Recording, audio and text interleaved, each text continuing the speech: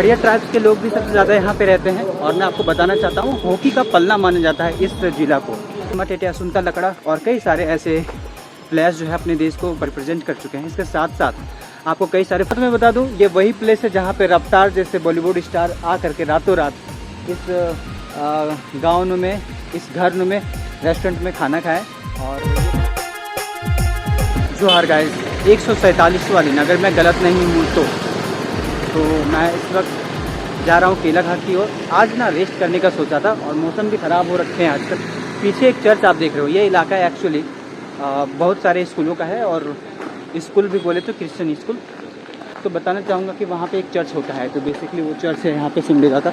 और I think one of oldest कह सकते हैं क्योंकि 1903 ईस्वी में ये चर्च बना और सबसे बड़ा चर्चों में से महागिरजाघर भी बोला जाता है इनको। बेसिकली मैं आपको बताना चाहता हूँ सिमडेगा जो है वो क्रिश्चियन बहुल जिला है। 51% तकरीबन इनकी यहाँ की जो आबादी है वो क्रिश्चियन है और सबसे ज़्यादा बोले जाने वाले में से भाषा जो है वो खड़िया। खड़िया ट्राइब्स के लोग भी सबसे ज़्यादा यहाँ पे रहते हैं और मैं आपको बताना चाहता हूँ हॉकी का पलना माना जाता है इस जिला को।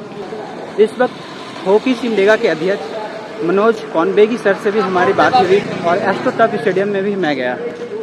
मैं एक्चुअली इस ब्लॉग में मैं आपको दिखाना और बताना चाहता हूँ कि हमारे सिमडेगा में जो चीज़ें हैं वो कुछ इस प्रकार है। एस्ट्रो टर्फ स्टेडियम यहाँ पे है, SS girl high school Simdega जो है वहाँ पे। मुझे ये पता नहीं अभी कि ये खिलाड़ी खेल रहे होंगे कि नहीं, बट मैं आपको अभी ग्राउंड जो है वो जरूर दिखाना चाहूँगा। तो ये है एस्ट्रो टर्फ स्टेडियम।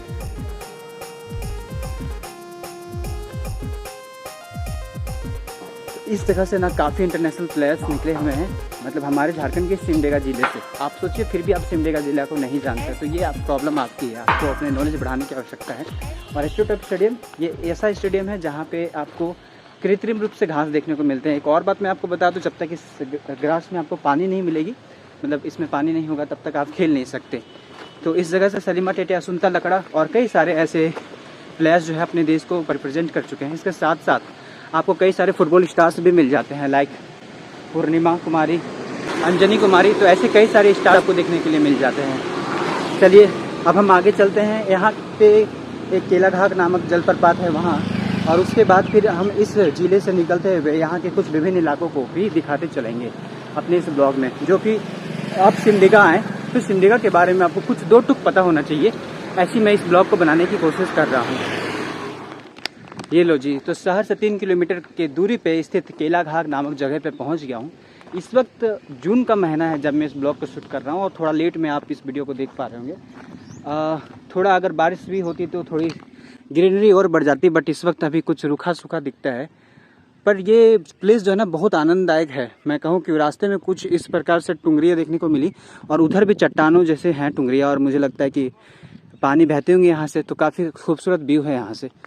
और वो बाकी के हिस्से जहाँ से पानी छूटती है, मतलब डैम नुमा, और इधर मुझे ना कुछ पार्क जैसे देखने को मिल रही है।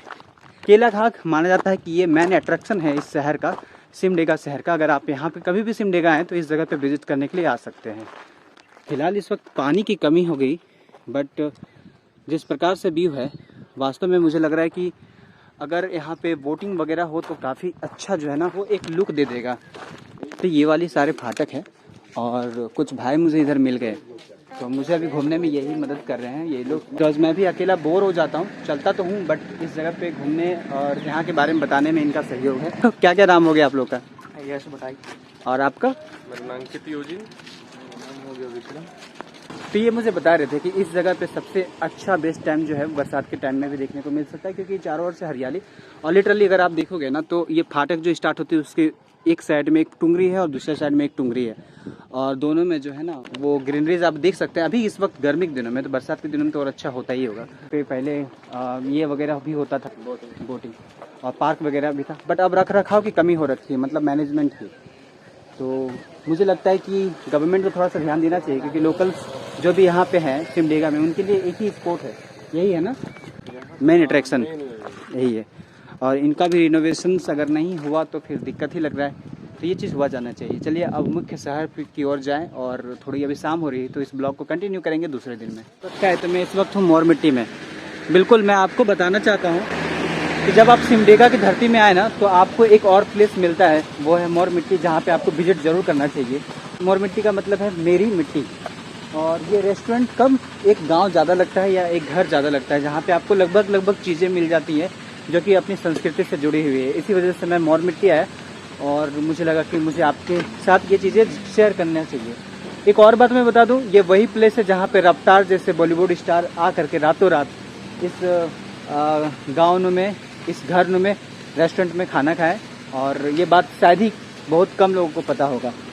इसके साथ ही मैं बता दूं, इस रेस्टोरेंट में ना बर्थडे पार्टी वगैरह बहुत सारी चीज़ें होती है, आप अपने अनुसार से करवा सकते हैं। कुछ इंफ्रास्ट्रक्चर आपको ऐसे देखने के लिए मिल जाता है अंदर से। और ये दीवार वाली पेंटिंग तो मेरी भी फेवरेट है।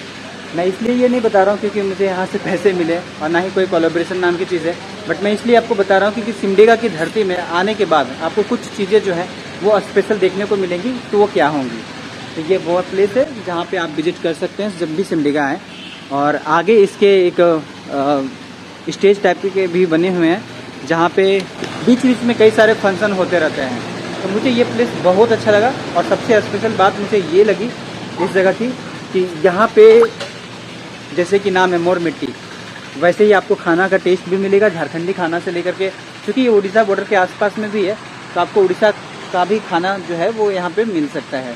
इसके साथ यहाँ पे जो है ना अपने लोकल लोगों को रोज़गार मिला हुआ है। इस वजह से मैं इस ब्लॉग को शूट कर रहा हूँ क्योंकि मैं जान रहा हूँ आप कह रहे होंगे कि यार इस पर्टिकुलर प्लेस का आपने क्यों शूट किया। बस इसलिए क्योंकि इन्होंने अकेले इस सिमडेगा के धरती से तकरीबन 11 से 12 लोगों को रखा है और कोई भी एक भी बंदा ऐसा नहीं है जो आउट ऑफ डिस्ट्रिक्ट होगा या फिर आउट ऑफ स्टेट होगा। तो ये बात मुझे बहुत अच्छी लगी।